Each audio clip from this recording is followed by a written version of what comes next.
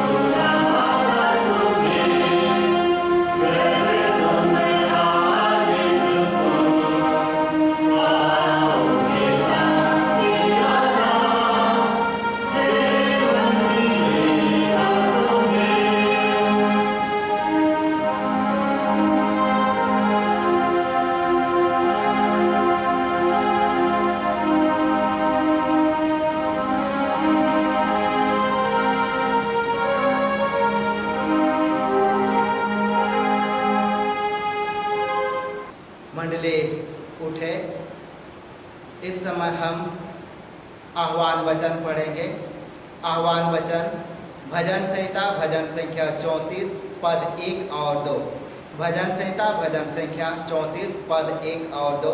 यहाँ पर परमेश्वर का जीवित वचन यूँ लिखा हुआ है, मैं हर समय यहोवा को धन्य कहा करूँगा, उसकी स्तुति निरंतर मेरे मुंह से होते रहेगी। मैं यहोवा पर घमंड करूँगा, नम्र लोग यह सुनकर आनंदित होंगे। यहाँ तक आमीन। हम प्रार्थना में जाएंगे। हे सर्वशक्तिमान सनातन ईश्वर दयालु पिता, इस समय धन्यवाद देते हैं आज के सुंदर दिन के लिए, सुंदर भोर के लिए और सुंदर अवसर के लिए, क्योंकि आज तूने अपने पवित्र आराधनालय में शामिल होने और उपस्थित होने का मौका और अवसर दिया है। हाँ प्रभु जी, आप यहोवा परमेश्वर कर हम हर एक के जीवन की अगुवाई कीजिए। विनती उद्धारकर्ता प्रभु यीशु के नाम से मांगते हैं, दया से सुन, अनुग्रह से ग्रहण कर, आमीन। इस समय मंडली बैठ जाएंगे। हम लोग आराधना के लगातार में गीत गाएंगे साक्षी वाणी से। साक्षी वाणी गीत संख्या 338, साक्षी वाणी गीत संख्या 338। ख्रिस्त का प्रेम है सबसे उत्तम, स्वर्गीय सुख जग में उतरा, मेरा मन कर अपना आश्रम, आशीष की वर्षा वर्षा।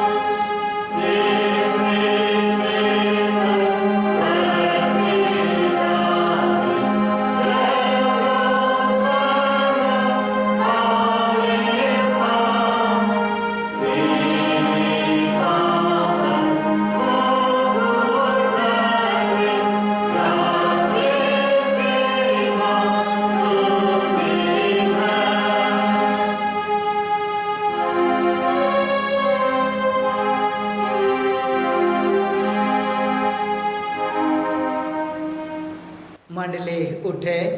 परमेश्वर पिता, पुत्र और पवित्र आत्मा के नाम से आमीन।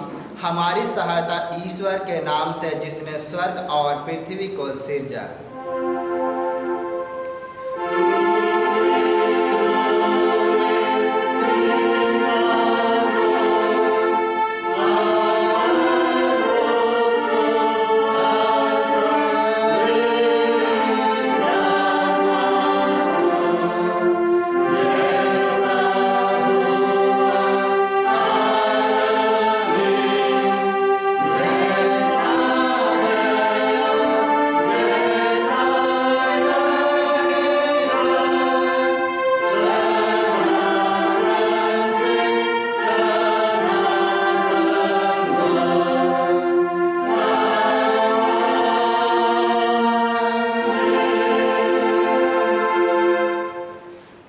ईश्वर के सामने अपने पापों को दीनता से मान ले।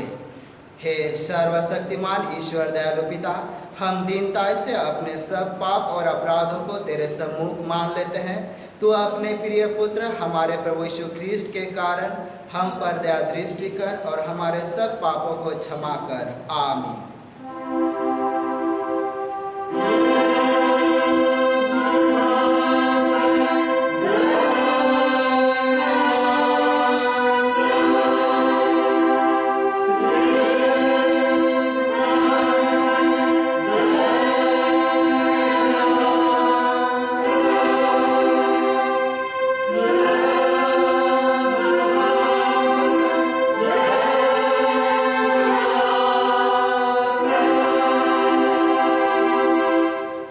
शांति वचन सुने।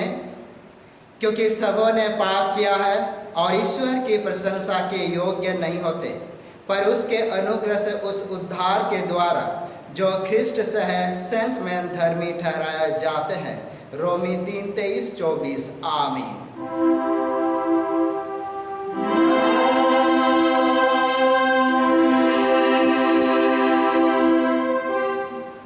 मंडली उठे, सबसे ऊंचे स्थान में ईश्वर का गुणानुवाद हो।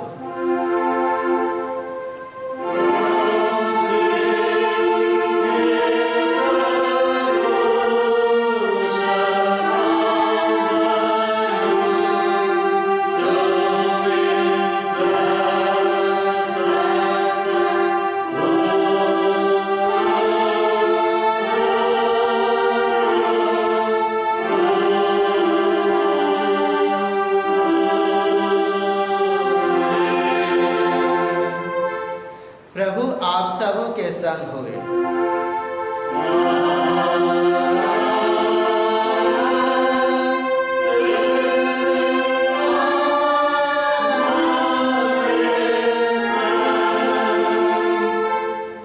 हम प्रार्थना करेंगे। हे प्रभु स्वर्गवासी पिता, हम तेरा धन्यवाद करते हैं कि तू अपनी कृपा से हमारा विनाश नहीं चाहता है, परंतु कि हम अपना मन तेरी ओर फिराए और बच जाए। हम तेरी विनती करते हैं, अपना पवित्र आत्मा हमको दे कि वह प्रतिदिन हमारे मनों में सच्चा पश्चाताप उत्पन्न करे, हमारे हृदय में पाप क्षमा और अनंत जीवन की लालसा जन्मे, और तेरी अपार कृपा को विश्वास में ग्रहण करने और उसमें स्थिर रहने के लिए हमको सामर्थ्य दे। हर प्रकार के परीक्षा में हमको संभाल कि जिससे अनुग्रह के द्वारा अंत में परम सुखी हो जाए, हमारे प्रभु यीशु ख्रीस्ट के कारण। आमीन।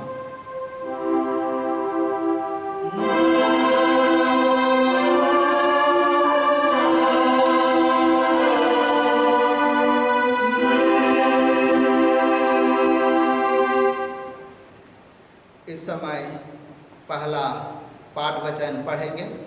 पहला पाठ वचन प्रेरितों के कामों का वर्णन, अध्याय संख्या 5 और पद संख्या 34 से आगे यहाँ वचन यूँ लिखा हुआ है। परंतु गमलीएल नामक एक फरीसी ने, जो व्यवस्थापक और सब लोगों में माननीय था, न्यायालय में खड़े होकर प्रेरितों को थोड़ी देर के लिए बाहर कर दिया कि आज्ञा दे। तब उसने उनसे कहा, हे इज़राइली, तुम जो कुछ इन मनुष्य से करना चाहते हो, सोच समझ कर के करना, क्योंकि इन दिनों से पहले थियूदास यह कहता हुआ उठा कि मैं भी कुछ हूँ, और कोई 400 मनुष्य उसके साथ हो लिए, परंतु वह मर गया और जितने लोग उसे मानते थे सब तितर बितर हुए और मिट गए। उसके बाद नाम लिखाई के दिनों में यहूदा गलीली उठा और कुछ लोग अपनी ओर कर लिए, वह भी नष्ट हो गया और जितने लोग उसे मानते थे सब तितर बितर हो गए। इसलिए अब मैं तुमसे कहता हूँ, इन मनुष्यों से दूर ही रहो और इनसे कुछ काम ना रखो, क्योंकि यदि यह धर्म या काम मनुष्य की ओर से हो तो तब मिट जाएगा, परंतु यदि परमेश्वर की ओर से है तो तुम उन्हें कदापि मिटा ना सकोगे। कहीं ऐसा ना हो कि तुम परमेश्वर से भी लड़ने वाले ठहरो। तब उन्होंने उसकी बात मान ली और प्रेरितों को बुलाकर पिटवाया और यह आदेश देकर छोड़ दिया कि यीशु के नाम से फिर कोई बात ना करना। वे इस बात से आनंदित होकर महासभा के सामने से चले गए कि हम उसके नाम के लिए अपमानित होने के योग्य तो ठहरे। वे प्रतिदिन मंदिर में और घर घर में उपदेश करने और इस बात का सुसमाचार सुनाने से कि यीशु ही मसीह है ना रुके, यहाँ तक आमीन। तेरा धन्यवाद हो हे ख्रिस्ट यीशु, हालेलुया।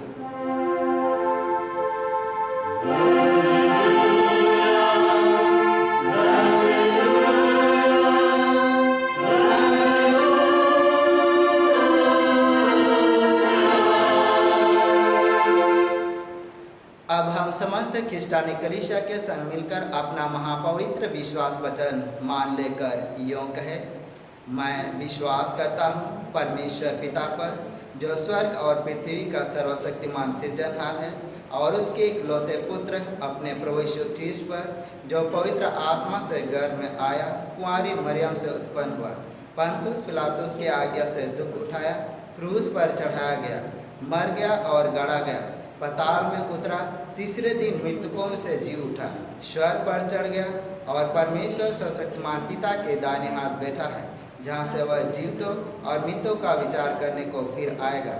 मैं विश्वास करता हूँ पवित्र आत्मा पर, एक ही पवित्र ख्रिस्टानी कलीसिया, पवित्रों की संगत पर, पापों की क्षमा दे के जी उठने और अनंत जीवन पर, आमीन।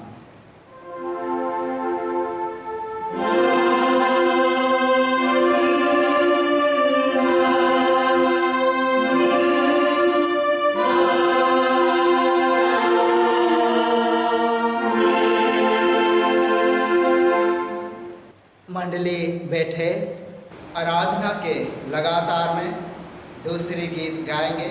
साक्षी वाणी से साक्षी वाणी गीत संख्या 345, साक्षी वाणी गीत संख्या 345। हर एक खोए हुए और दबे हुए प्राण बुलाता है तुझे देने को त्राण।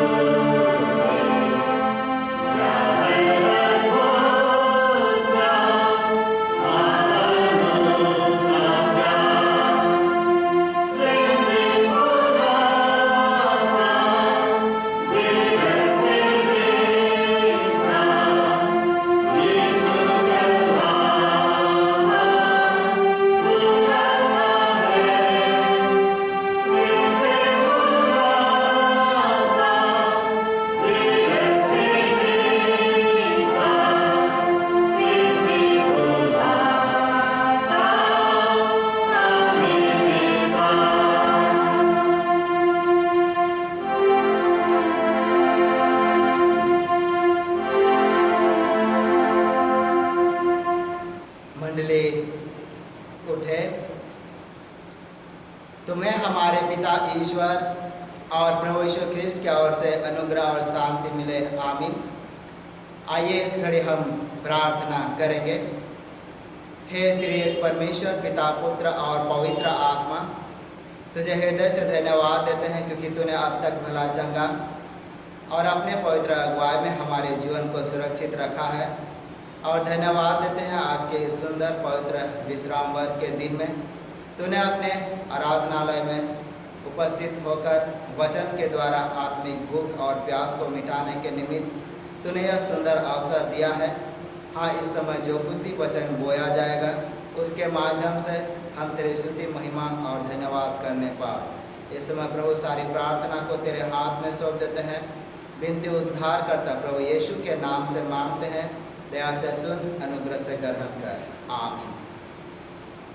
और आज के लिए ठहराया गया पवित्र उपदेश वचन लूका रचित सुसमाचार से, लूका रचित सुसमाचार अध्याय संख्या 5 और पद संख्या 1 से लेकर 11 तक।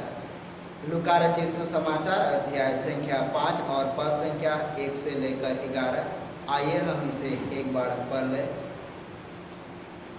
जब भीड़ परमेश्वर का वचन सुनने के लिए उस पर गिरी पड़ती थी और वह गन्नेसरत की झील के किनारे पर खड़ा था, तो ऐसा हुआ कि उसने झील के किनारे 2 नावें लगी हुई देखी और मछुए उन पर से उतरकर जाल धो रहे थे।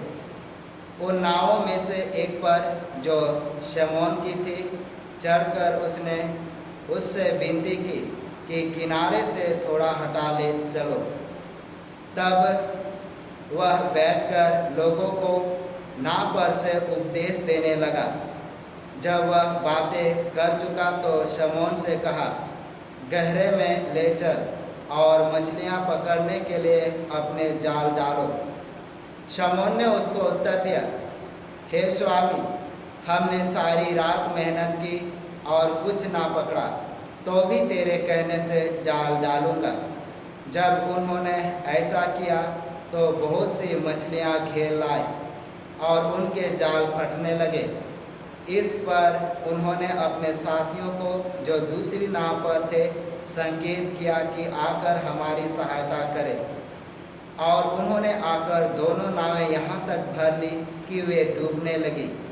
यह देखकर शमौन पतरस यीशु के पांवों पर गिरा और कहा, हे प्रभु, मेरे पास से जा, क्योंकि मैं पापी मनुष्य हूँ। क्योंकि इतनी मछलियों के पकड़े जाने से उसे और उसके साथियों को भी बहुत अचंभा हुआ। और वैसे ही जब्दी के पुत्र याकूब और यूहन्ना को भी, जो शमौन के सहभागी थे, अचंभा हुआ। तब यीशु ने शमौन से कहा, मत डर, अब से तू मनुष्य को जीवता पकड़ा करेगा।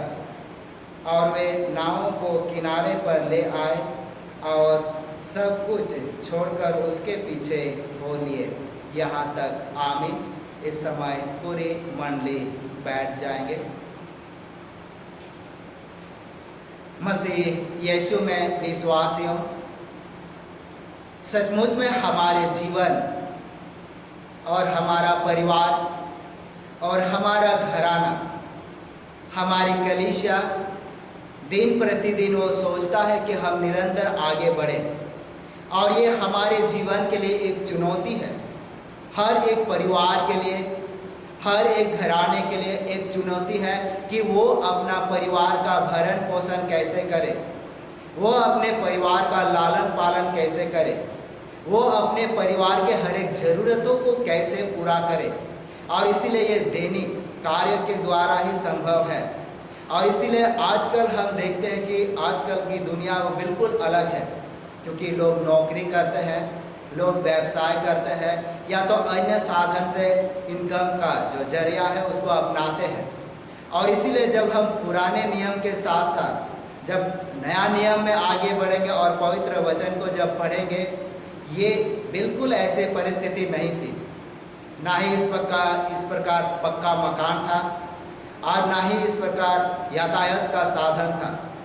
ऐसी कोई सुविधा नहीं थी, लेकिन फिर भी लोग अपने जीविकोपार्जन के लिए इंतजाम करते थे। और यहाँ जब हम आज के पवित्र वचन में पढ़ते हैं, यहाँ भी लोगों के जीवन को देखते हैं। खासकर आज हम पतरस के जीवन को देखने वाले हैं।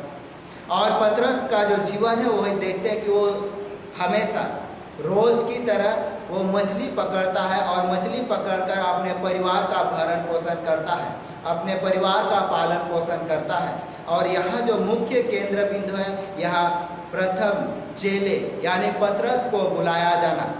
यीशु अपने कार्य योजना को पूरा करने के लिए चेले को बुलाना चाहता है। और यहाँ जो प्रथम चेले जो सबसे पहला चयनित किया गया है, और वो है शमौन, जिसका नाम बाद में पतरस हो गया।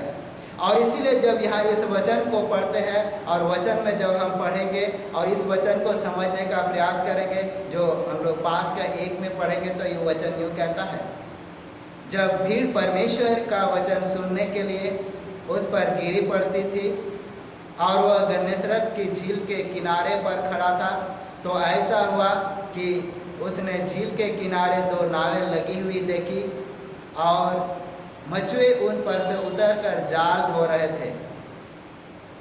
उस नाव में से एक पर, जो शमौन की थी, चढ़कर उसने उनसे विनती की कि किनारे से थोड़ा हटा ले चले। और यह तो परमेश्वर का जीवित वचन है। यहाँ यीशु को हम देख पाते हैं कि वो अपने कार्य योजना को पूरा करने के लिए पहला प्रेरित को चुनता है, पहला चेले को चुनता है, और जिसको आज हम यहाँ शमौन पतरस के रूप में देखते हैं। और यीशु जब भी अपने चेले को चुनता था, यीशु जब भी प्रेरित को चुनता था, वो सबसे पहले प्रार्थना करता था। और प्रार्थना के बाद जब अगुवाई होती थी तो उसी को चुनता था। और यीशु ने जिनको चुना वो कोई ज्ञानी नहीं थे, वो कोई बड़ा विद्वान नहीं थे, या ऐसा सामर्थ्य व्यक्ति नहीं था, परंतु एक साधारण सा व्यक्ति।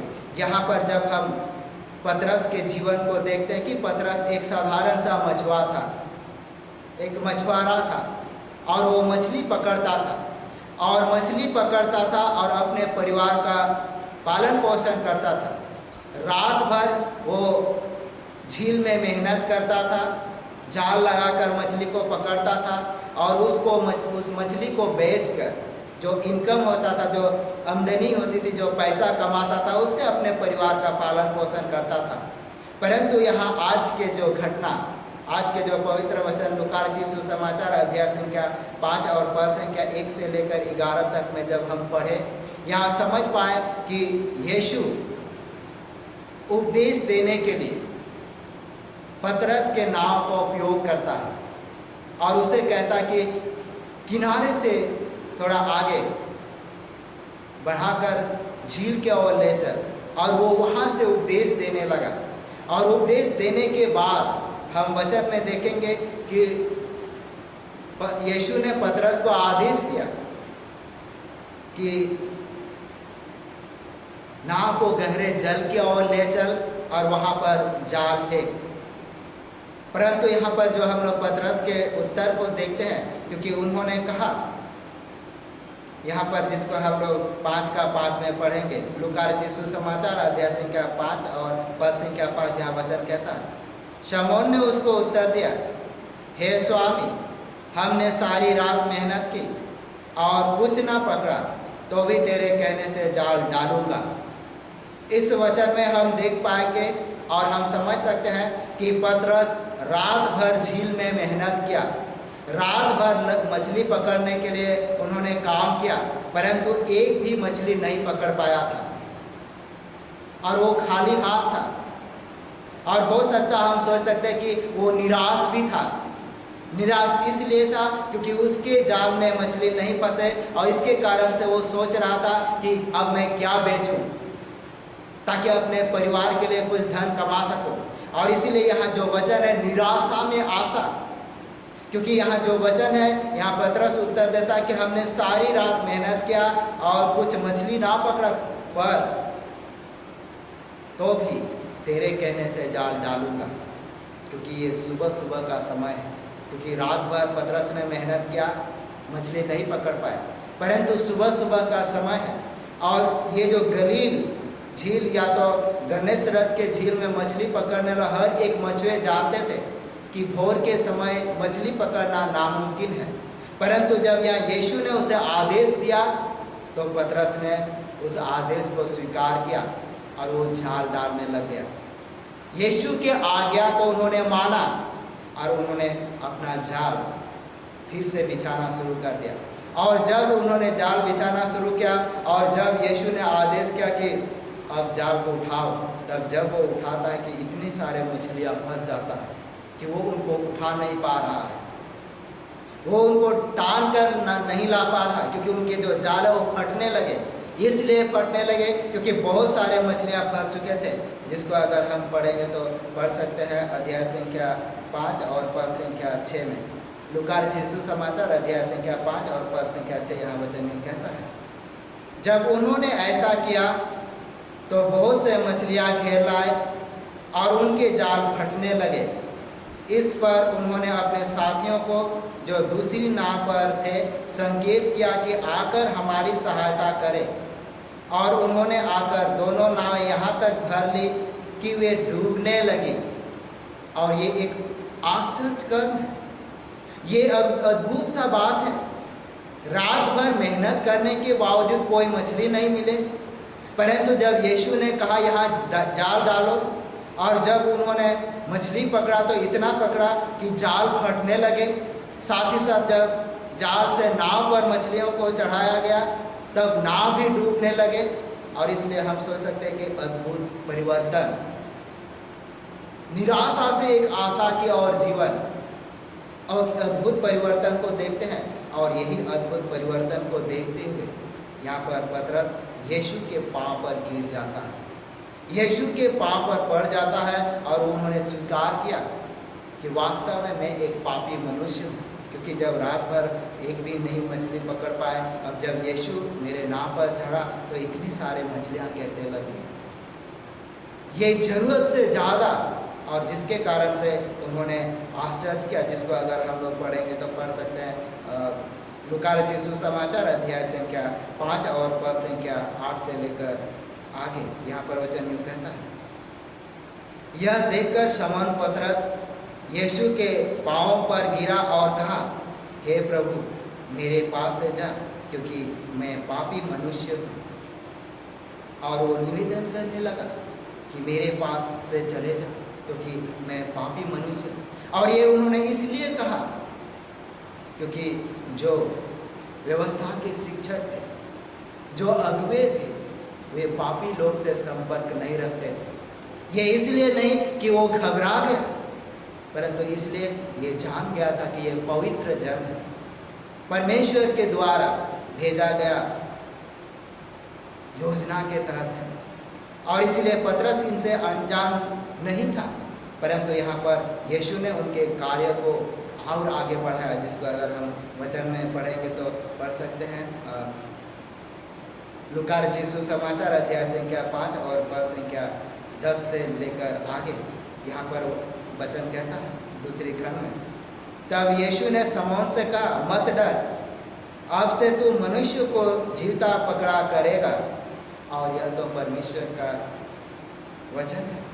यहाँ यीशु पतरस को चुन लेता है, यहाँ पर यीशु पतरस को बुलाता है और उसे कहा, अब से मछली नहीं परंतु अब जीवते मनुष्य को तो पकड़ेगा और परमेश्वर के राज में शामिल करेगा।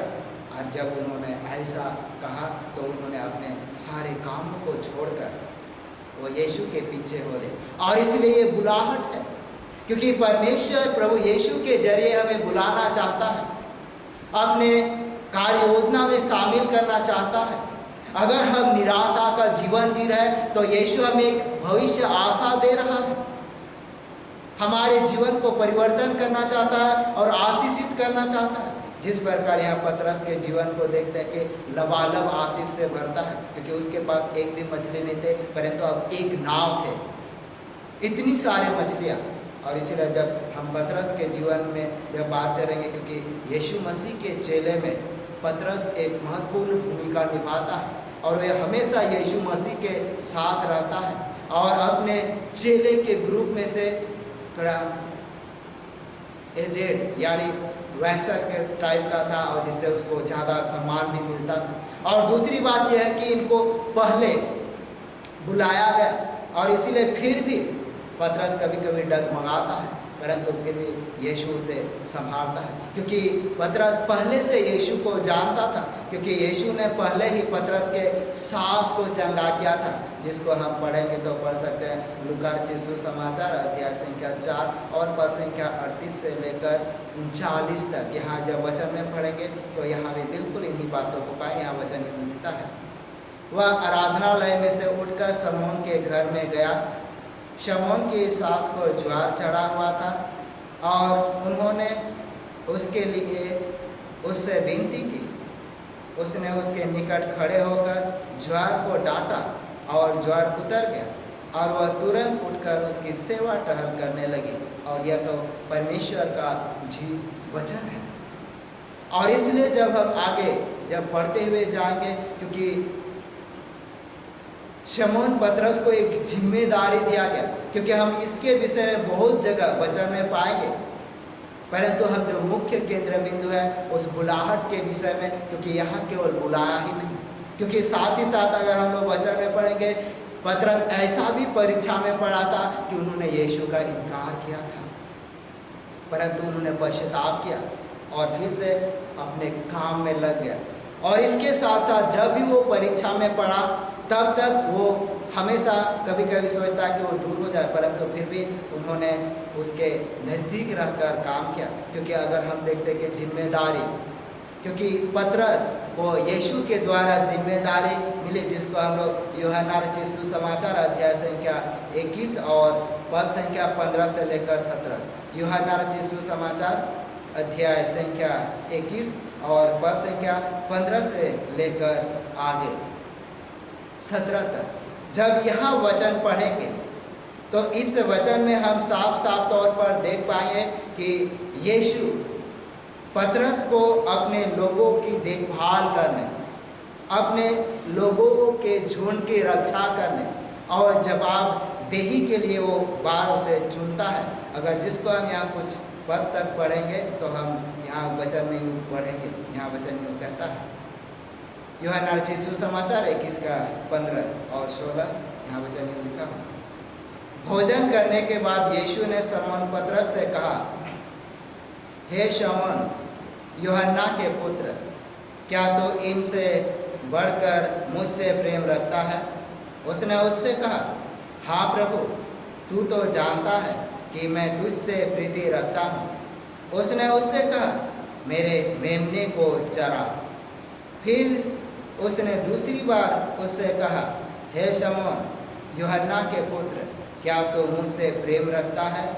उसने उनसे कहा, हाँ प्रभु, तू जानता है कि मैं तुझसे प्रीति रखता हूँ। उसने उनसे कहा, मेरी भेड़ों की रखवाली कर। उसने तीसरी बार उनसे कहा, हे शमौन यूहन्ना के पुत्र, क्या तू मुझसे प्रीति रखता है? पतरस उदास हुआ कि उसने उससे तीसरी बार ऐसा कहा, क्योंकि उनके लिए एक अनोखा था, एक अद्भुत घटना था, क्योंकि ये तीसरी बार, 3 बार वो क्यों कह रहा था। और इसीलिए इस वचन में देखते हैं कि एक जिम्मेदारी अपने लोगों की देखभाल की, अपने झुंड की रक्षा के लिए। और वचन में आगे पढ़ेंगे, चरा, मेरी भेड़ों को चरा कर, उनको खिलाने पिलाने के लिए। यहाँ मेमना और भेड़ का उदाहरण देते हुए यहाँ उन्होंने संबोधित किया है।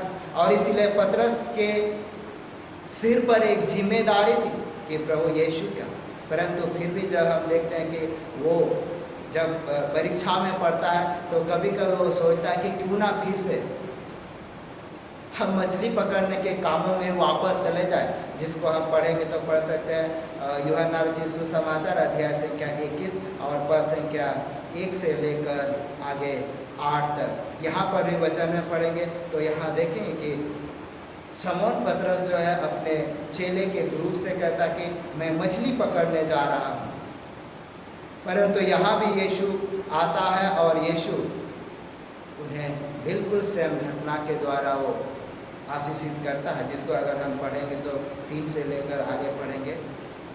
यूहन्ना रचित सुसमाचार 21 उसका 3 से आगे यहाँ वचन कहता है। शमौन पतरस ने उससे कहा, मैं मछली पकड़ने जा रहा हूँ। उन्होंने उससे कहा, हम भी तेरे साथ चलते हैं।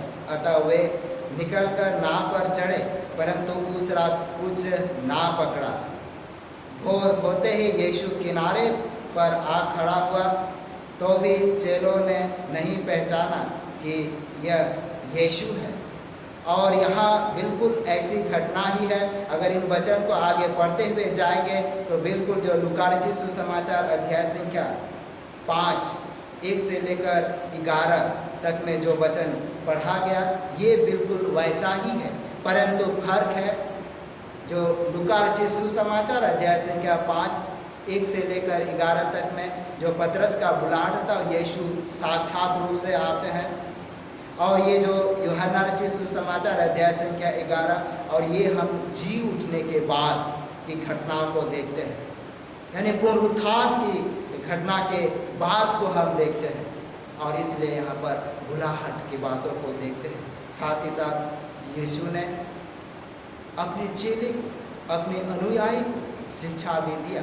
तो आज हम जान सकते हैं कि हम अपने जीवन में कई समस्याओं से घिर सकते हैं, परंतु हमें चाहे कि अपने विश्वास में बने रहें, अपने प्रभु यीशु में बने रहें और उसके अगुवाई में बढ़े, तो हम सफल हो जाएंगे। निश्चय परमेश्वर इस वचन के द्वारा हम हर एक को आशीषित करेगा, क्योंकि अगर हम वचन पढ़ेंगे तो पतरस के विषय में बहुत सारी बातें लिखी थी। यहाँ तक कि हम लोग पहला पतरस की पत्री, दूसरा पतरस की पत्री और भी बहुत सारे वचन हैं वहाँ, लेकिन हम आज के जो बुलाहट है उसको समझें। जिस प्रकार यीशु हमें बुलाता है, यहाँ पतरस को बुलाएगा, इसके और अन्य चेले को बुलाएगा, और वैसे ही हम सभी आज बुलाए हुए हैं। इसलिए पतरस का पहला पत्र में भी कहता है कि हम सब बुलाए हुए लोग हैं, और इसलिए जब हम बुलाए गए हैं तो हम उसके गुण को प्रकट करें। तो निश्चय आज उसके पवित्र वचन पर बने रहते हुए हम आशीष को प्राप्त करें। आइए हम प्रार्थना करें। हे जीवित महान अति करुणा पिता परमेश्वर, इस समय धन्यवाद देते हैं, धन्यवाद देते हैं क्योंकि तूने उतने जनसमूह के भीड़ में से हम सभी को चुन लिया है, हम सभी को बुला लिया है और अपने पवित्र महिमा के राज में शामिल किया है। और तूने यह इसलिए किया, तू हमें आशीष और बरकत से परिपूर्ण करना चाहता है। होने दे प्रभु जी, हम तेरे पवित्र वचन में बढ़ते हुए तेरे आशीष और अनुग्रह को रिसीव करते हुए जीवन में आगे बढ़ने पाए। विनती उद्धार करता है प्रभु यीशु के नाम से मांगते हैं, दया से सुन और अनुग्रह से ग्रहण कर। आमीन। और ईश्वर की शांति जो समस्त ज्ञान से ऊर्ध्व है, ख्रीष्ट यीशु में प्रत्येक के हृदय और मन की रक्षा करे, अब से सनातन लोग। आमीन। आइए इस समय आराधना के लगातार में गीत गाएंगे साक्षी वाणी से। साक्षी वाणी गीत संख्या 268, साक्षी वाणी गीत संख्या 268 268। आशीष तुझसे चाहते हैं, हे स्वर्गीय पिता हम आते हैं।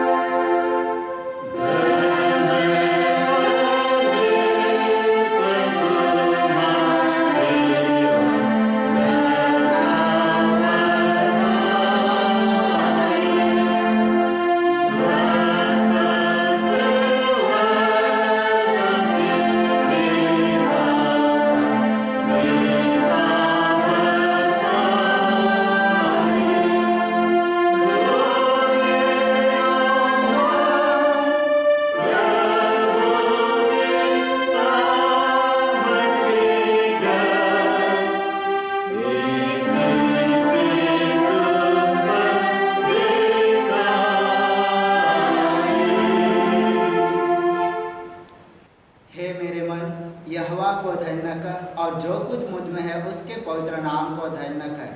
हे मेरे मन, यहोवा को धन्य कह और उसके किसी उपकार को ना भूलना। वही तो तेरे सारे अधर्मों को क्षमा करता है और सारे रोगों को चंगा करता है। आमीन। आइए हम प्रार्थना करें।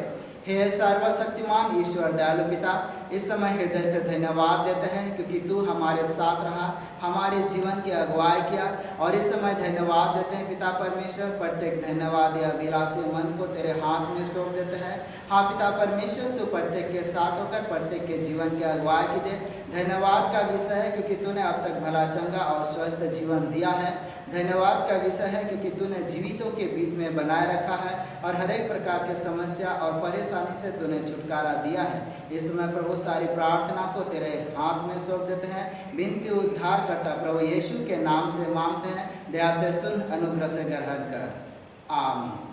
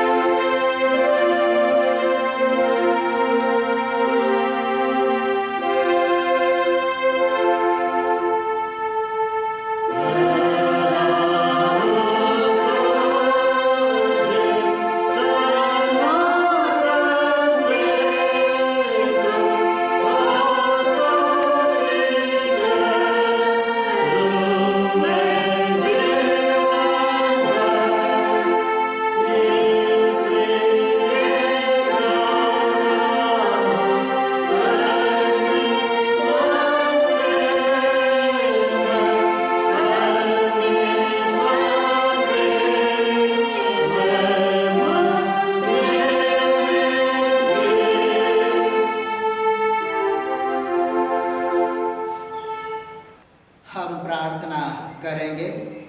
हे प्रभु परमेश्वर सर्ववासी पिता, हम तेरी विनती करते हैं अपनी ख्रिस्तानी कलीसिया और उसके सारे सेवकों की अगुवाई कर कि वे तेरे वचन के निर्मल उपदेश में ठहरे, जिससे सच विश्वास और प्रेम हम में बढ़े और दिखाया जाए। हे प्रभु, भारत रिपब्लिक के हमारे प्रेसिडेंट, इस प्रांत के गवर्नर, राज्य सभा और मंत्रिमंडलों, सब न्याय और हाकिमों और सब राज्य कर्मचारी को आशीष दे और उनकी अगुवाई कर कि वे न्याय और धर्म से देश की सेवा करें और हम कुशल चैन से सारी भक्ति और गंभीरता से काल बिताएं।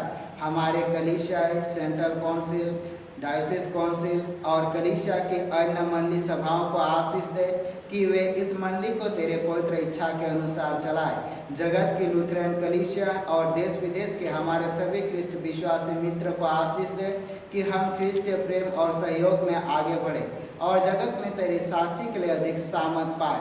हमारे कलीसिया के सब कामों पर आशीष दे, लड़के लड़कियों की शिक्षा पर आशीष दे कि वे तेरे भय, प्रेम और भरोसा में आगे बढ़ते जाए। कलीसिया के विद्यालयों, शिक्षण, प्रशिक्षण और महाविद्यालयों एवं अन्य संस्थाओं को संभाल और उनकी बढ़ती दे और उनके द्वारा कलीसिया के लिए आत्मिक और लौकिक आशीष दे।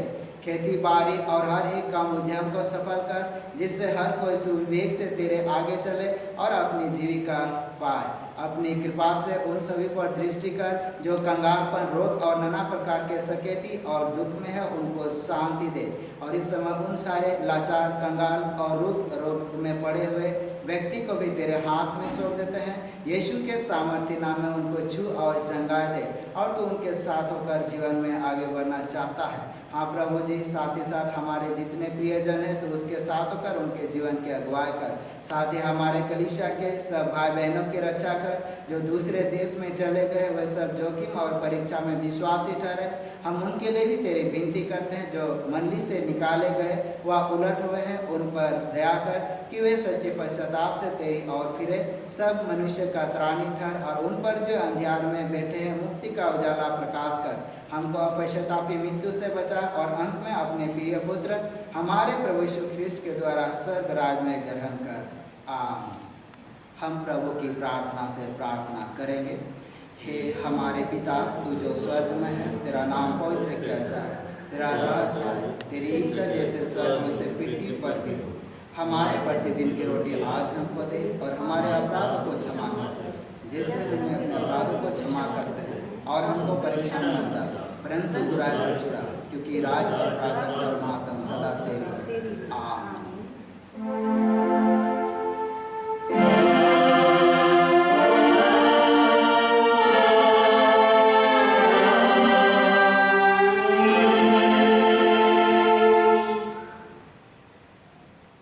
त्रिएक ईश्वर का आशीर्वाद विश्वासी और दिन मन से ग्रहण करें। परमेश्वर तुझे आशीष दे और तेरी रक्षा करे। परमेश्वर अपना मुंह तुझ पर प्रकाश करे और तुझ पर अनुग्रह करे। परमेश्वर अपना मुंह तुझ पर प्रकाश करे और तुझे कुशल देवे। आमीन।